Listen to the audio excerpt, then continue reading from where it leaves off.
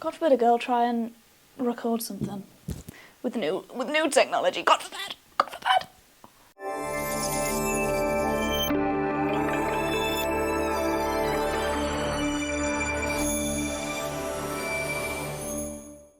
Hi everyone, welcome back to my YouTube channel. Today I'm hoping to indoctrinate you.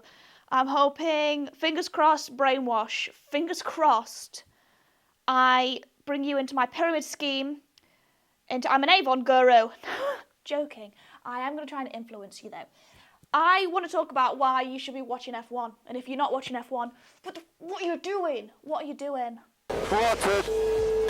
We're going to talk about it.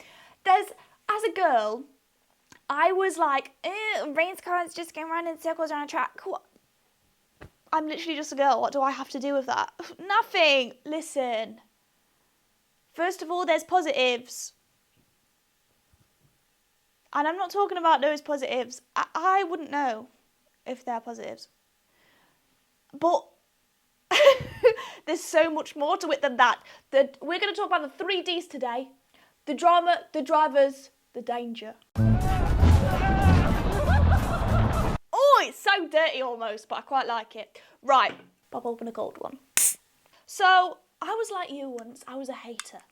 But then, I quickly learned there are positives to watching F1, and it's actually really fun to do. And it's a nice cult to join, because I know what you're thinking. It's just a load of rich boys that drive cars. Some of these rich boys make me believe that not all rich people are horrid. So that's a point we'll get to later. Let's start off with an obvious point. Some of them are quite attractive. Some of them are quite attractive. Oh my god. Well, I'm tripping major nutsack right now. God forbid a girl have a hobby that happens to involve attractive men. I wouldn't know. I'm not looking, but if I was looking, I'd be looking there. I don't know, but I'm not looking. And also, it's not as such a male-dominated sport as it seems. I know the actual sport itself, where they drive, all men. It's all men. There's nothing I can do about that, it's all men. But women are making a comeback into motorsport. We even have the F1 Academy. Get it, girl. Get it. And that is going. That was a shame. So there was... Oh, so just... Oh! They've made contact! What? From Houseman there on the inside. No, we've got more spins as well. Or Ian Noble, Africa as well. And there's damage to the cars On the inside.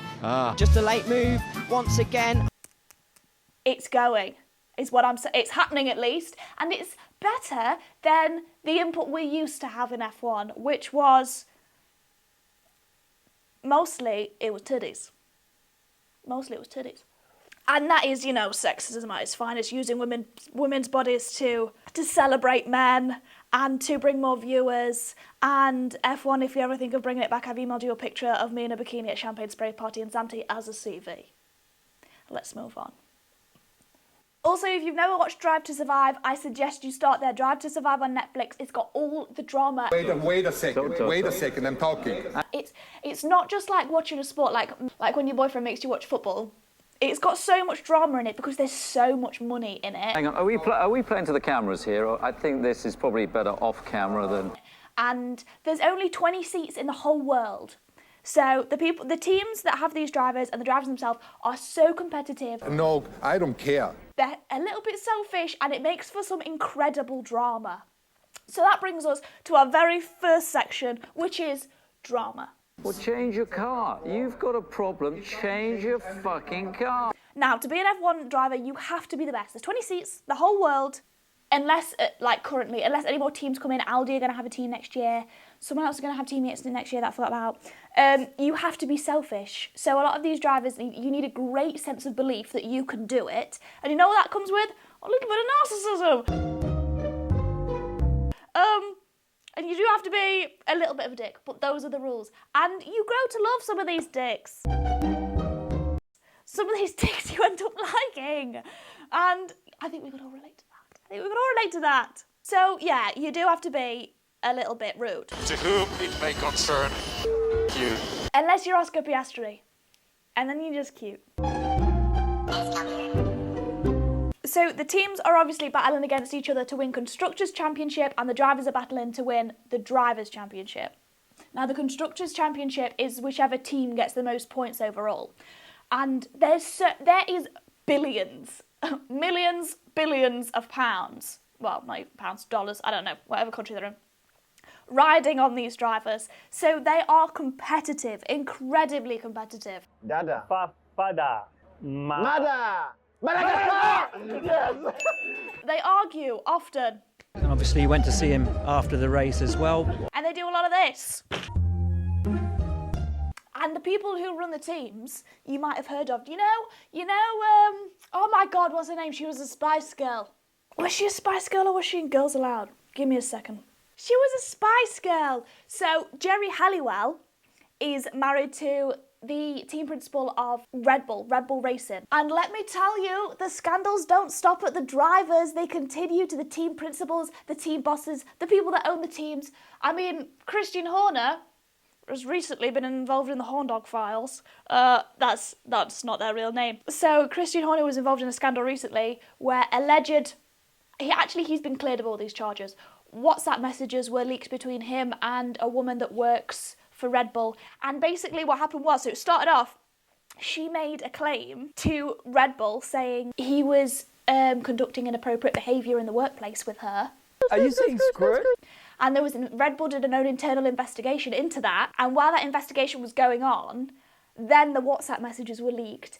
And they were sent specifically to the team bosses of every F1 team and to a huge group of journalists. So they were leaked very cleverly.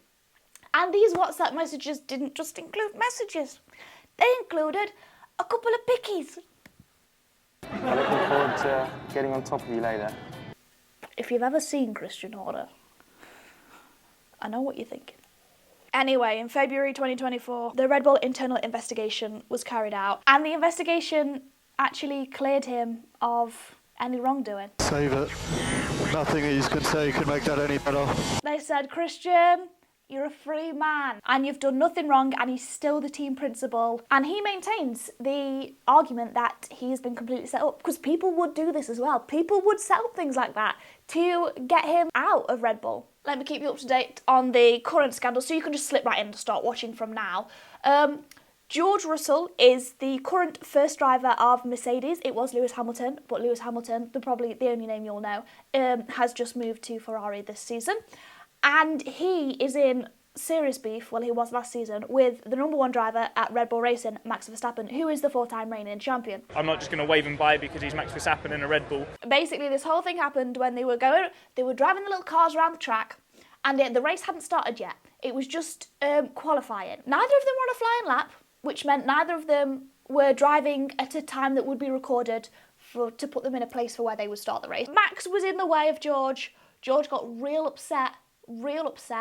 And then Max allegedly told George that he was going to put his head through a wall. Well, I'm telling the truth that he said to me he's going to put me on my head. It all got very heated, and then there was a funny incident at the drivers' dinner where all the drivers go and have a big meal together near the end of the season, and Liam Lawson told us this. So we rock up, we're at this big table, me and Yuki got there together, but as the table was filling up, that side of the table was pretty much all full. Opposite me was Max, and then there was like 3 chairs to the left at this end of the table, and George hadn't turned up at this point. You know, we were like, this is perfect. Everybody that was coming before them, we were like, fill that side of the table. Everyone was in on it. Yeah. We're like, we're gonna save this spot for George right next to Max. And then George arrives. We were all like, hey, and then Max is like, mate, we've saved a seat for you. And George just picks up the chair and walks to the other end of the table and sits on the other side of the table with Lewis and like with that end of the table. We thought it would be funny. Wasn't funny.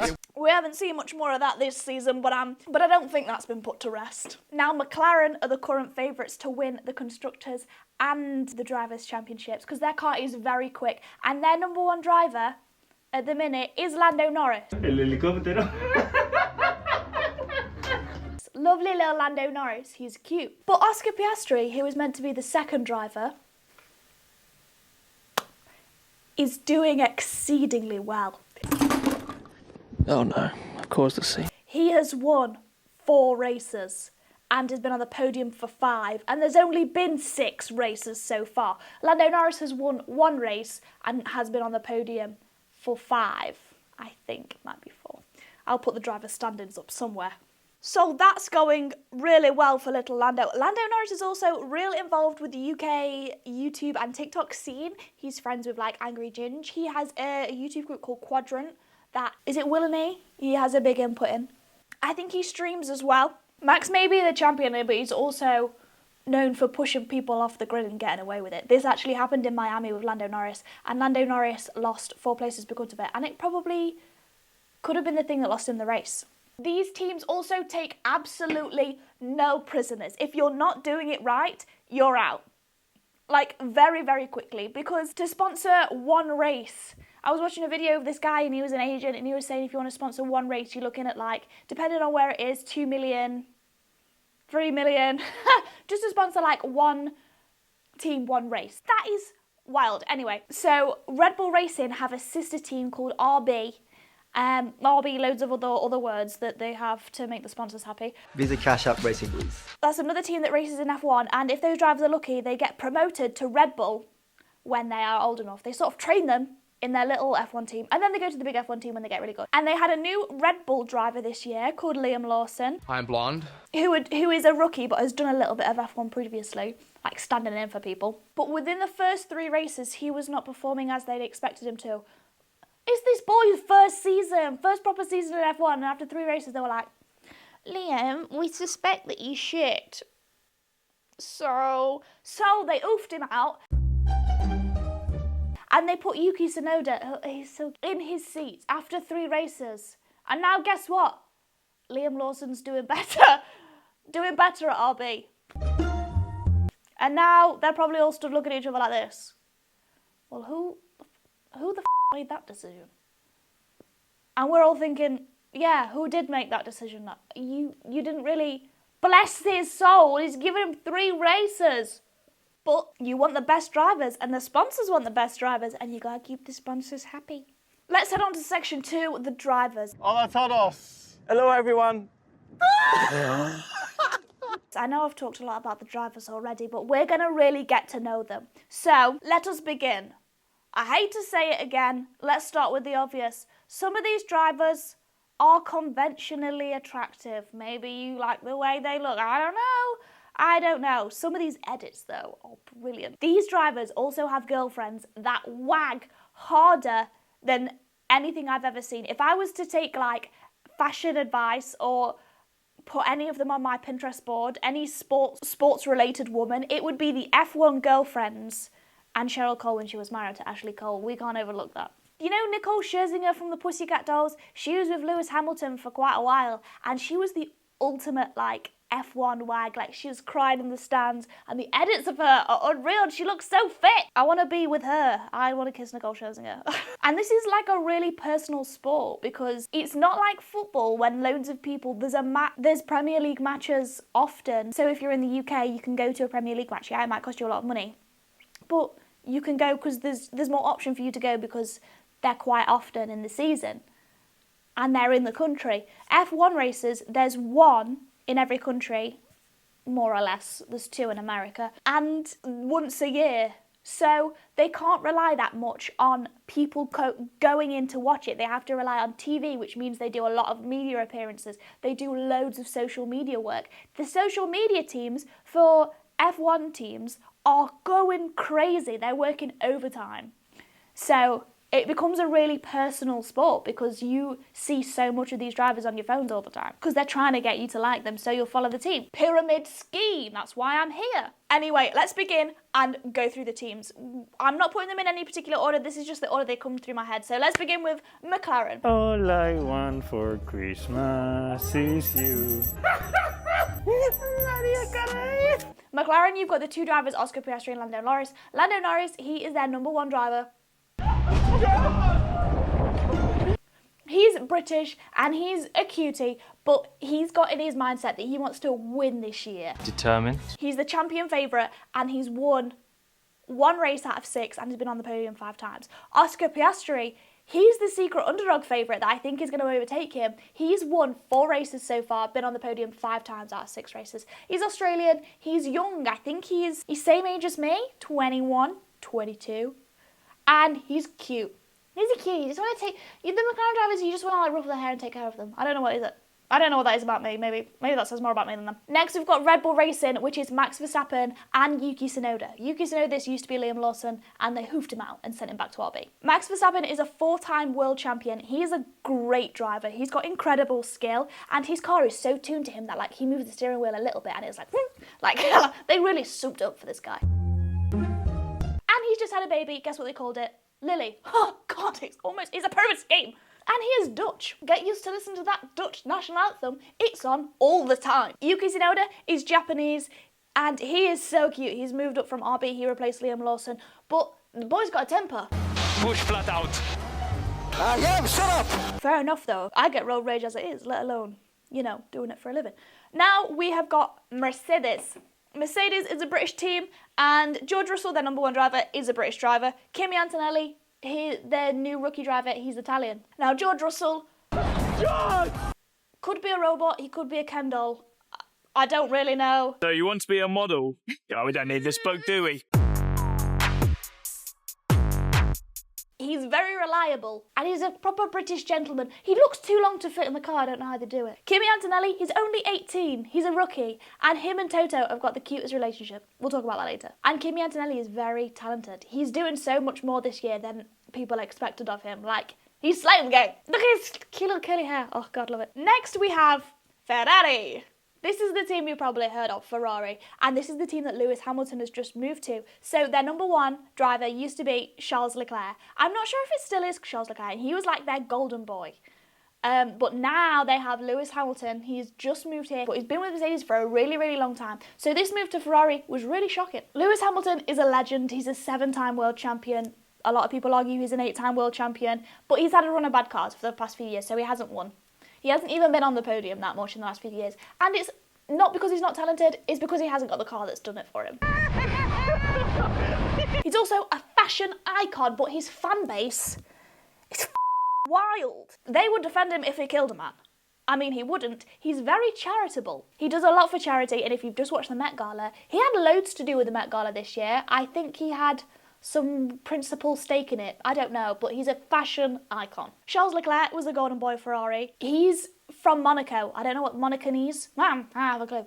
But he won the Monaco GP last year, which is his home race. He's won a few times, but he won the Monaco GP, and what the commentator said about him made me cry. The grandstands he saw built as a kid growing up now rise for him, and for the first time in 93 years this fabled race is won by one of their own. Charles Leclerc wins the Monaco Grand Prix. He's very cute. Careful, careful. He's really cute. I don't know why I'm talking about them like they're stuffed animals. Really cute. His dog is really cute, by the way. Good driver, and when he meets up with Carlos Sainz, they have a really cute relationship. Next, we have Alpine. We're getting on to the ones you probably haven't heard of now. Alpine is a French team, and last year they had 2 French drivers. They've still got one of them. This is the French Pierre Gasly. Pierre Gasly. I don't know why I went with a French accent. He's very cocky. That's just the vibe I get. Very sorry for saying it. He's good at driving that frigging car, though. Oh, no! But he's been putting it quite high up the grid this year, which everyone's a bit like, oh, Alpine, what the hell are you doing up here? Should you not be down there? But yeah, they're doing quite well. He's got a very attractive girlfriend. I'd like to put that out there. Why is... This isn't making me drunk, but I feel like it is. And they also have Jack Doohan / Franco Colapinto. During me making this video, they have swapped out, just recently, Jack Doohan and replaced him with Franco Colapinto. Jack Doohan was an Australian. He's dead now.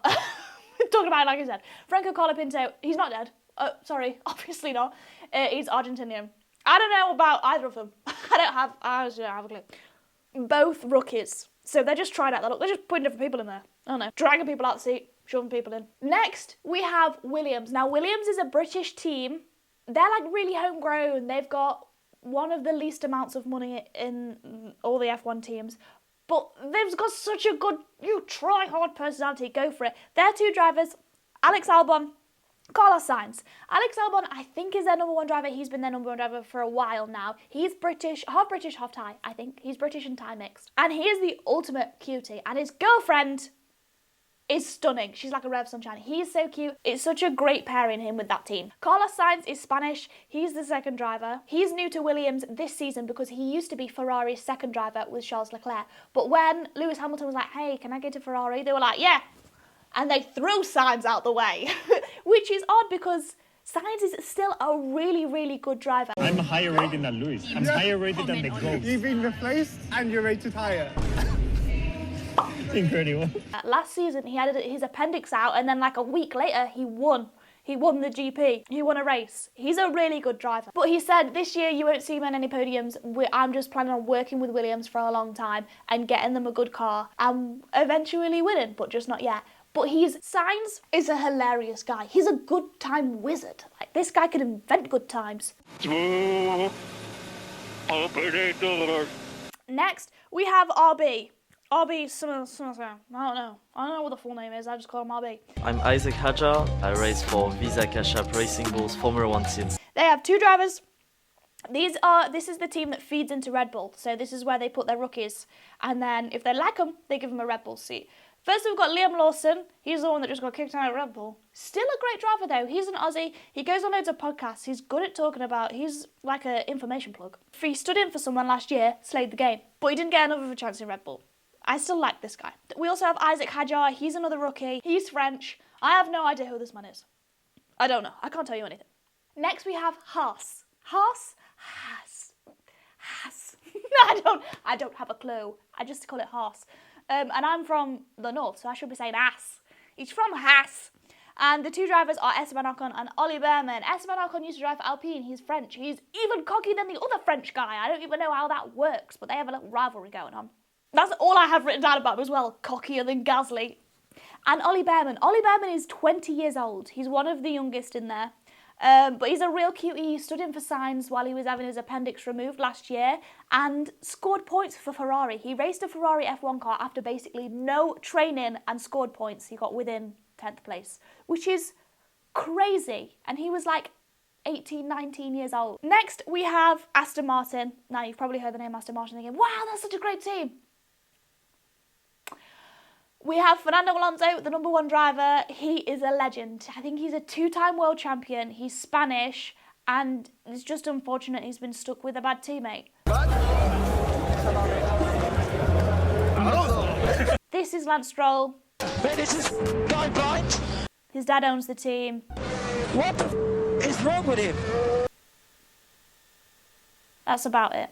And last, we have Steak. Steak are, I don't know, Steak, Pirelli, Marlboro Gold, Coca-Cola, whatever other sponsor names they want to put in the start of in the team name. I'm Nico Hulkenberg and I race for Steak F1 team Kick Sauber. It's a long name, I had to, think for a moment. Because these are, I fear they're drowning in money.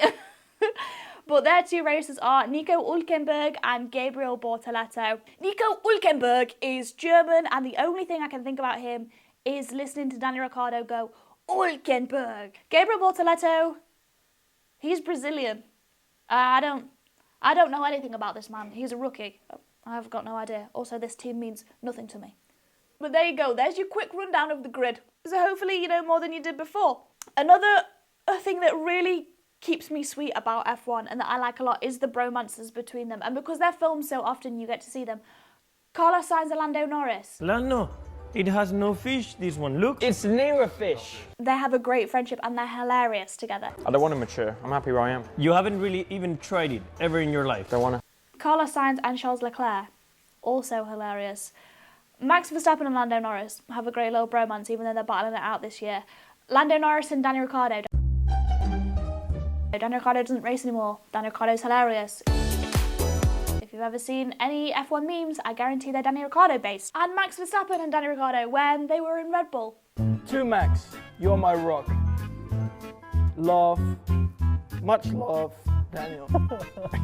Wow, XO, XO, XO, big hug, little hug, big kiss, little kiss. Also hilarious. And the thing about F1 is, even though you'll notice I haven't said much about the drivers being cocky, even though I know a lot of people know Lewis Hamilton for being a bit of a dick. That's because they are all a bit of a dick. That's the nature of the sport. You have to be a bit of a dick to get what you want. Competitive, rapid. And it's not even being a bit of a dick, it's just, they're very spirited. No! That's what my mum used to say about me when I used to do dancing. She's very spirited. And some of the other stuff they do is really wholesome. Where's Vettel got this moped from? He's nicked it from one of the marshals. Lewis gives a lot of money to charity. He helps run the Met Gala. I can't remember what the theme was exactly, but he advocates a lot for the black community and black men, and he stood for black men in fashion in this year's Met Gala. And I think a lot of what he does is really great, and I think a lot of F1 drivers do charitable things like this.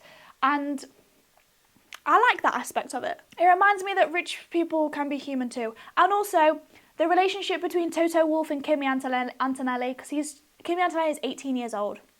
Is this new kid that's been thrown into this world-class division of racing, suddenly extremely famous, and he's acting like his dad, and it's really, really cute to see. It reminds me of the Spider-Man relationship between Peter Parker and Iron Man.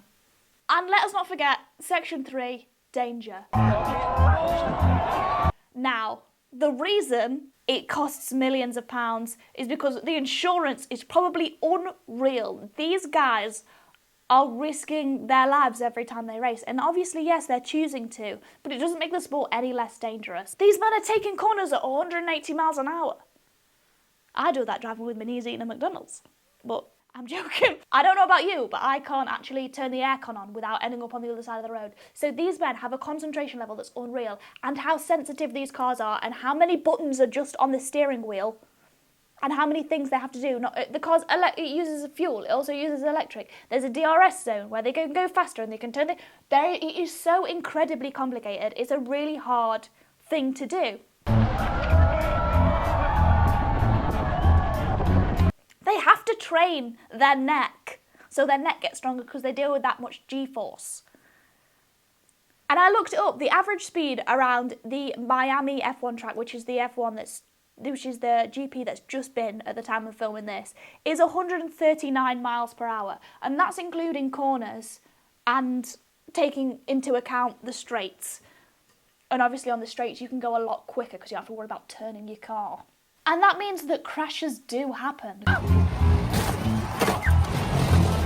Because this is a very dangerous sport, especially when it rains, and they can be extremely dangerous. There's extreme safety precautions taken now with the halos, and not only are they extremely dangerous, they cost the team millions in repairs, so they have to be extremely rich to do F1, to have an F1 team. You have to be extremely rich, because they could cost you millions and millions of pounds in damages in one race by crashing.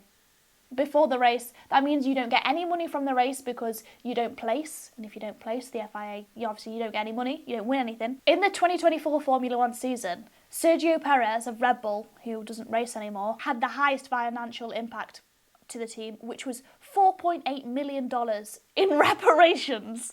$4.8 million in damages is what he caused to his car. I am surprised Lance Stroll isn't on this list. You know, looking at it now, I feel like there's a reason girls don't do F1 yet, and it's also the reason that we live longer. Apart from... Oh, they've made contact! But let us not forget the danger still faced by women in motorsport. Allegedly. I'm joking, he was cleared of all charges. I hope this video has been knowledgeable for you. I hope you've seen what the hype is all about, or when you see people watching F1 and following it at the weekend. You know what, if you've got nothing to do on the weekends and you're bored, have a little watch. It's the one cult that I actually don't mind being a part of. Any other cult, I think I'd have a sniff and be like, there's something going on here. But F1 I quite enjoy. I'm not saying it's perfect, nothing's perfect, Jesus. But I'm just giving you another little girly hobby if you're interested. And it comes with some cute merch, so get yourself involved. And that's your F1 update. I can give you an update for next week. Lance Stroll shags it into the barriers in Q1. I don't know, I'm just putting it out there. Max Verstappen pushes someone off the grid at turn 1 and does not get reprimanded. There's a random K-pop celebrity that you've never encountered before waving the flag. Toto Wolff smashes his hand on the table. Those are my predictions. I'm saying this now ahead. I think it's the Italian one next. Keep your eyes peeled. And FIA, remember, if you ever bring back grid girls, don't think of me. I would never enroll myself in such sexism in the workplace. But I know a few people who would. Anyway, see you next week.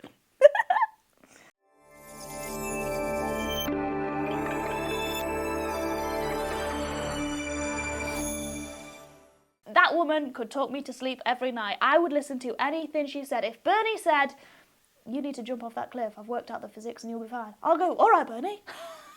Throw me off. Push me off, Bernie. Pull me off. Don't pull me off, Bernie.